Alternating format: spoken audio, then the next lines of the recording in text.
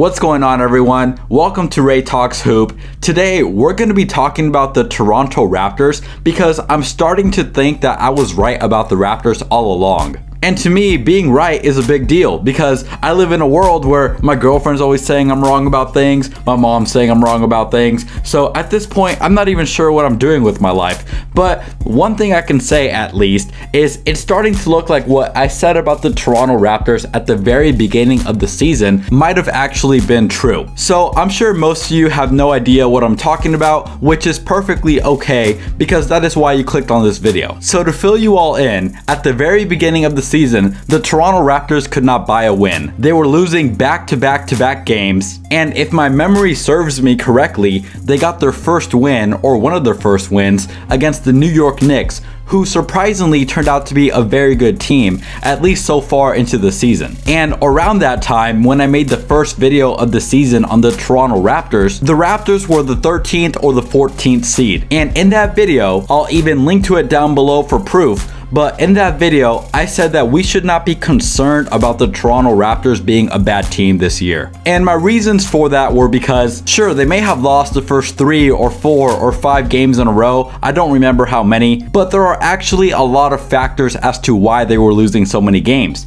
Number one, they are the only team in the NBA that does not have a home court. And to you and I, it might not sound like that big of a deal to not have a home court, but remember, not having a home court when you're a professional athlete is not having your own bed to sleep in. It's not having your own kitchen to cook in. It's missing out on the daily routine of living within the comfort of your own home. You're also not with your family as much as these other guys on other teams might be. So after a while, you can definitely see how that can impact an entire NBA team. And there are more reasons to it than just that. One of the reasons being Pascal Siakam was having a terrible start to the season and the Raptors were relying on him very heavily in the fourth quarter, but in the fourth quarter, Pascal Siakam would suddenly disappear. The Raptors defense was not looking too good at the time. The Raptors are also very guard heavy, so there were a lot of reasons for why the Raptors were not doing too well. But despite all of that, and despite the fact that I'm not even a Raptor fan, I was still pretty bullish on the Toronto Raptors. I said, sure, they may be the 14th seed right now or 13th seed, whatever the case might have been, but if you think this team is going to be a bottom feeder team, I have some upsetting news for you. Now, fast forward to last week, the Raptors went from being the 13th or 14th seed to being the 9th seed. So what do I do in a situation like that? Because once again, it's not all the time that I'm right.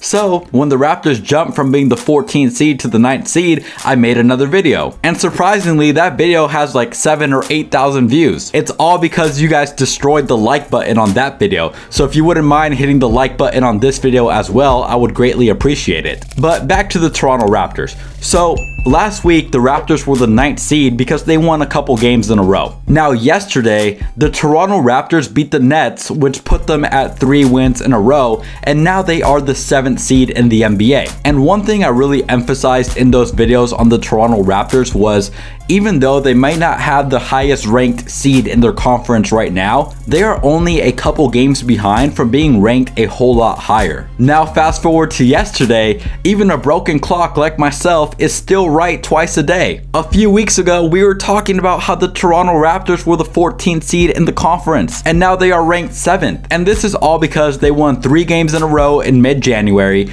They just won 3 games in a row as of last night, and the team is really starting to come together. In fact, for those of you who started watching my channel back in 2020 when I first started making these videos, I said that the reason the Toronto Raptors could make a good run in the playoffs wasn't necessarily because they had the best players in the playoffs. They don't have LeBron, they don't have AD, they don't have any of those guys, but an advantage that the Raptors really have is that they play very well together. And that chemistry was lacking pretty heavily at the start of the season, but right now, they are really starting to look how they did in last year's playoffs. The only reason they made it to 7 games against the Celtics last year wasn't because one guy was the superstar throughout the whole series. It was because they shared the ball, they played team defense, and collectively they were able to win those games. So let's take a look at these last 2 games for instance. A couple nights ago against the Magic, Fred VanVleet matched my career high of 54 points in the NBA. I think I did that against the Celtics or some team like that, I don't know.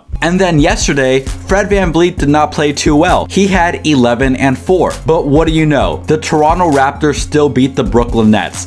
And why is that? Because like I just said, these Toronto Raptors are a basketball team. They are not a one-man show with a whole bunch of role players. These guys really buy into the system, and because of that, even if one guy doesn't have the best night, the rest of the team can kind of pick it up. And I can already see some ignorant person in the comment section saying, yeah, Ray, the Toronto Raptors did beat the Nets, but they didn't even have Kevin Durant for the majority of the game. Look, if that's the argument you want to make, I'm just gonna go ahead and walk out of here right now.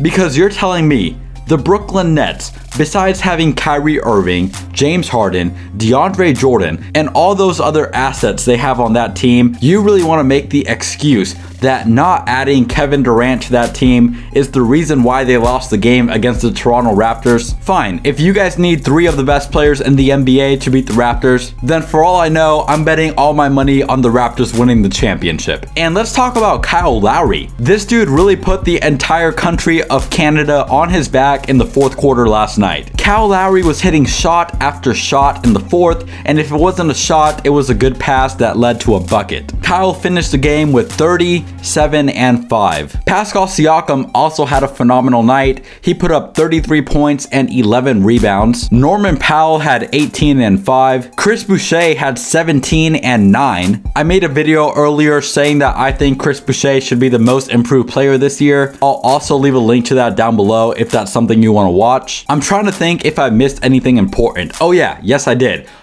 First, these refs were absolutely awful. Kyle Lowry had blood on him, and who else was it? It was either Chris Boucher or Norman Powell. I can't remember, but these guys had blood on them, and the refs didn't call a foul. And there were a bunch of horrible calls on both sides. Also, Doris Burke. I like Doris Burke. I really do. But when Kyle Lowry was going off in the 4th quarter, the only thing she was talking about was Kevin Durant. Like, I get it, he's a 7-foot millionaire. You might have a little crush on him or whatnot, but come on. Kyle Lowry is balling out and leading his team to the victory. As much as I love Kevin Durant, the last thing I want to hear about is about a player who's not even in the game while another player right in front of you is going off. That's pretty much it, everybody. Feel free to let me know what your thoughts are down below in the comment section. Give this video a thumbs up, it helps out the channel tremendously, and hit that subscribe button if you want to stay in the loop on everything going on in the NBA, especially coming from an unbiased Laker fan, or at least I try to be unbiased, right? Anyway, thank you all so much for watching. I will see you guys on Monday. I am out of here.